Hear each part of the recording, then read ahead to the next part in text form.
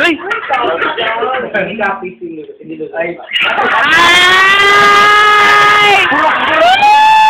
Puro kape. Puro kape. Puro street. Ah, baka purok.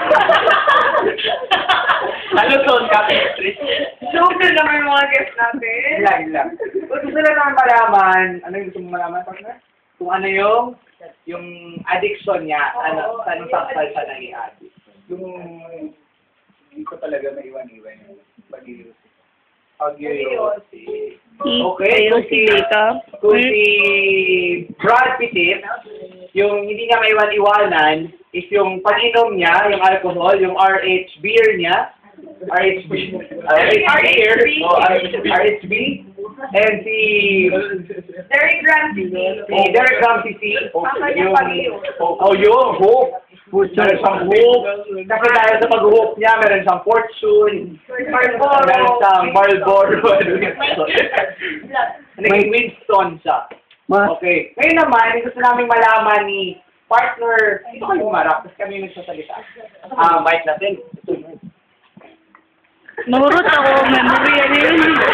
Saan yung galing? Pasensya mo, live tayo yung kubukuhan na hindi yung ko yung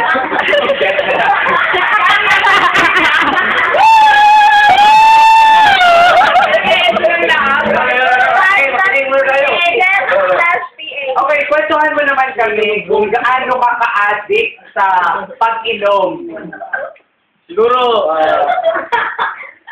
una-una talaga, hindi talaga ako mahilig uminom kasi nakikita ko sa parents ko na sa father ko. So, sa family namin, kasi sa all boys sa family namin, lahat na lalaki sa family namin ay umiinom. Kaya, siguro, karang sa pagiging curious ko ba na, sa pagiging curious ko, marunong din ako magbisaya dahil kapunta na ako ng Mindanao. Wala ko na ako sa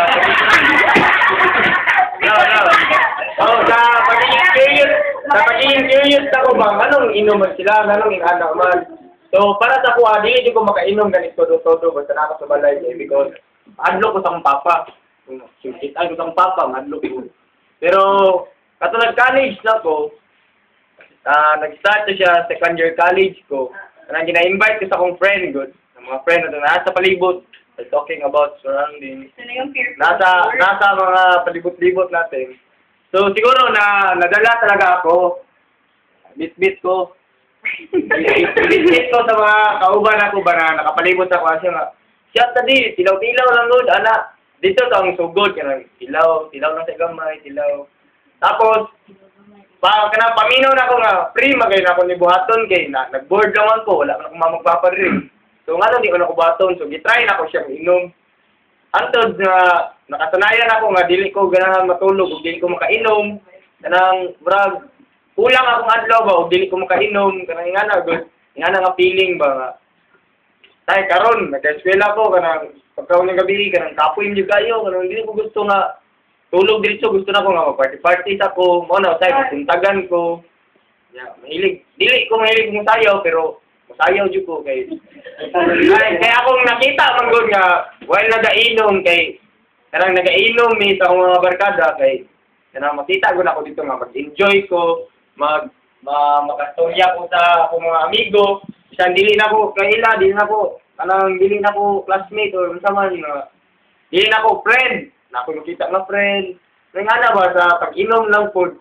Pero makita na ako nga nganong mo